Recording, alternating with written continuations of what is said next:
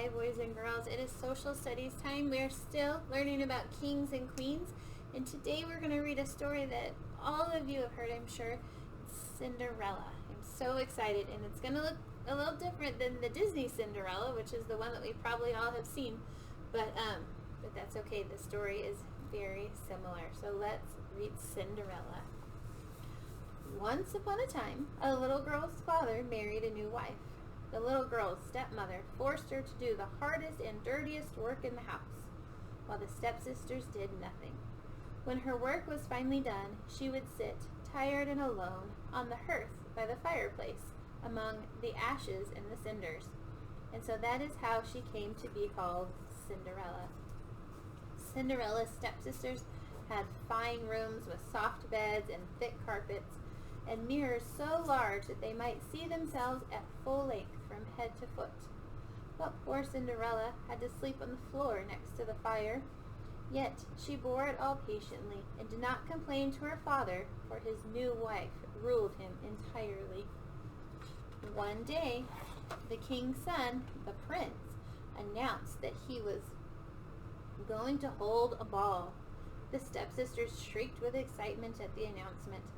All the young ladies in the kingdom were invited to the palace for a grand evening of dancing and merriment.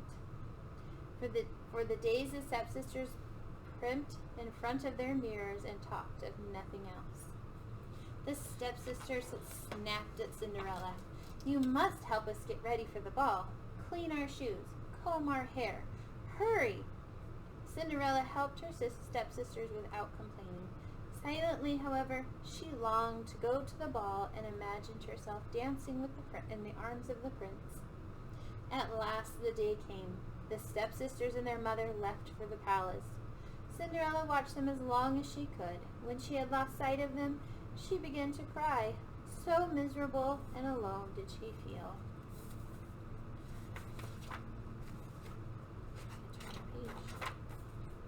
But Cinderella was not alone after all, for she heard a gentle voice ask, "What's the matter, dear?" She looked up and saw a woman with a kind face. I wish I could," began Cinderella, but could not finish for all her tears and sobbing. "You wish to go to the ball, is that it?" said the kind woman. "Then it shall be so," said the woman, and for she was, you see, Cinderella's fairy godmother. "Now, run into the garden," she said to Cinderella, "and bring me a pumpkin." Cinderella went immediately to the garden, though she could not imagine what a pumpkin had to do with going to a ball. She watched her fairy godmother scoop out the inside of the pumpkin, leaving only the rind. Then the pumpkin turned into a dazzling coach lined with satin. Next, with a touch of her wand, she turned a big rat into a fat, jolly coachman to drive the coach. "Now, dear," said the fairy godmother, "bring me the mouse trap from the house." So Cinderella brought the trap, which had 6 live mice in it. "Open the door of the trap, dear," said the fairy godmother. Then, as each mouse scurried out, she gave them and the pumpkin rind a tap with her wand.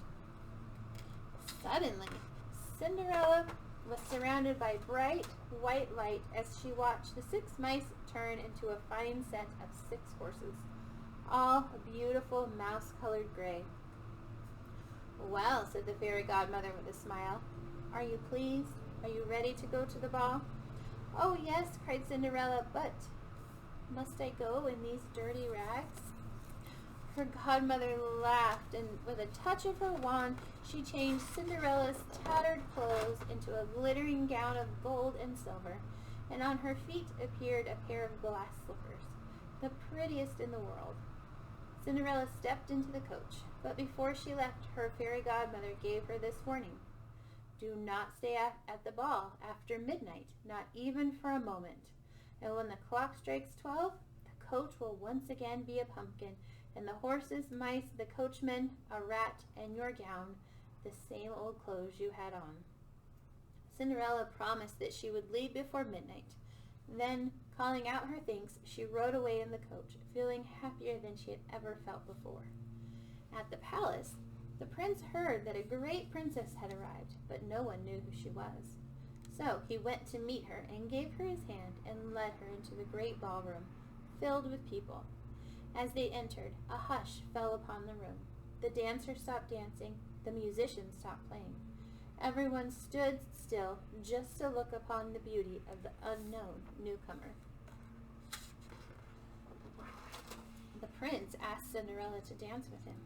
They danced together once, then twice, then again and again. Cinderella's face shone with happiness, and everyone at the ball looked on in admiration. Everyone, that is, but the two jealous stepsisters, who glared at the lovely young lady, though they had no idea that they were glaring at Cinderella. How quickly time slips away when the heart is happy. As Cinderella danced again and again with the prince, she heard the great bell of the palace clock begin to toll or ring. 1, 2, 3. Oh, she gasped. The clock. What time is it? The prince answered, midnight.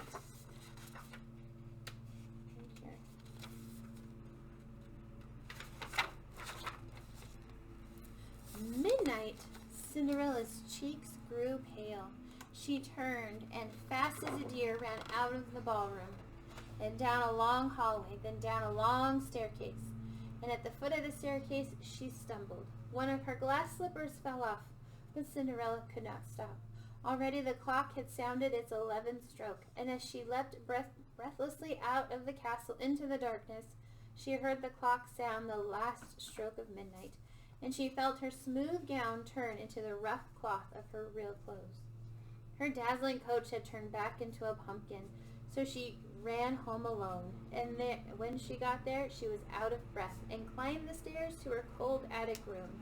Then she noticed she was still wearing one glass slipper.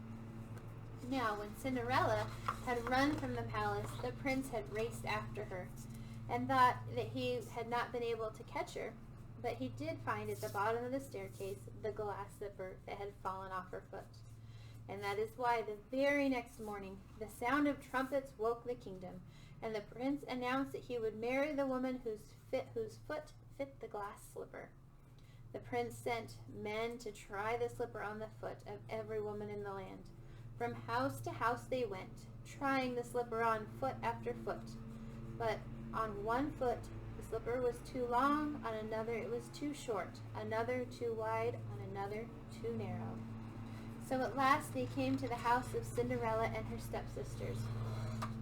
One by one the stepsisters squeezed and pinched and pushed, but the slipper would not fit. Then, from the shadows, Cinderella stepped forth and said, "Let me see if it will fit me." "You," the stepsisters cried, "go back to the cinders where you belong." But one of the prince's men said that he had orders to try the slipper on every woman in the kingdom. He placed the slipper on Cinderella's foot, and it fit perfectly. The stepsisters' mouths dropped open in astonishment, and they were even more shocked from when her pocket Cinderella drew forth the other glass slipper. And now the stepsisters recognized Cinderella as the beautiful lady they had seen at the ball. They threw themselves at her feet and begged her pardon for all the ways that they had treated her so badly. Cinderella was so kind-hearted that she forgave them and embraced them. And later, after Cinderella married the prince, she even invited her stepmother and stepsisters to live at the palace. And there, Cinderella and the prince lived happily ever after. All right, boys and girls, I hope you like the story of Cinderella.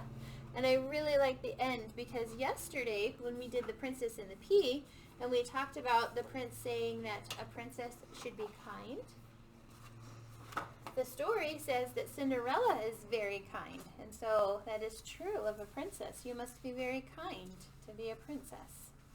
All right, in your packets today, in this week, you had 2 pieces of colored paper. We're going to use one of those pieces of colored paper today. And then you have 2 papers with pictures from Cinderella. I have already cut mine out, and we're going to sequence them. We're going to put them in order of what happened. Are we ready? So out of all of our pictures, Miss Barrett, which picture do you think should go first?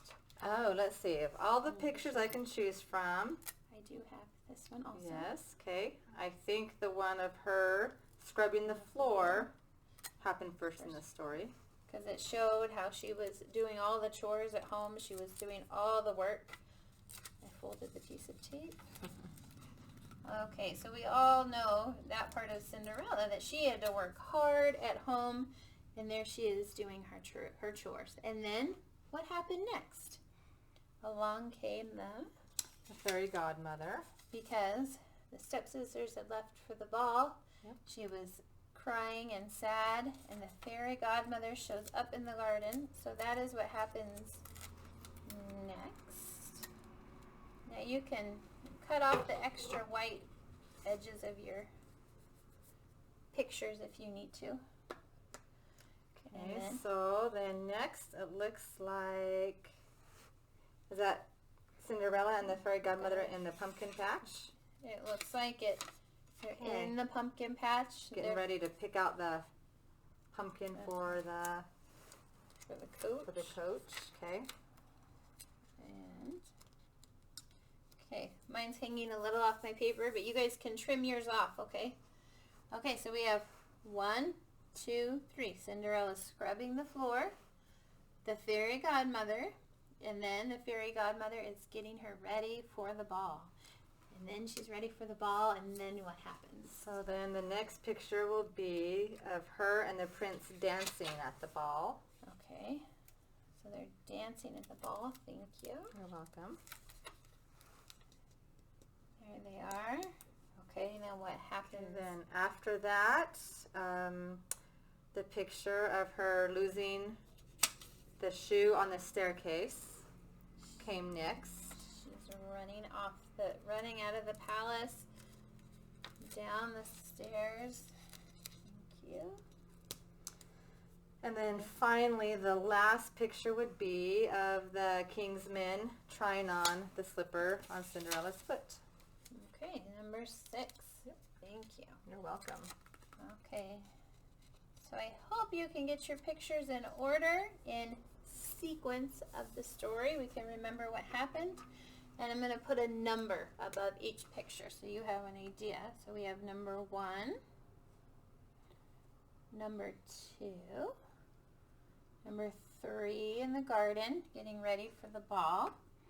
Number 4, they're dancing at the ball. Number 5, she's leaving the palace and she lost her. What did she lose on the stairs? Her slipper. And number 6, they're trying the slipper on at her house and it fits.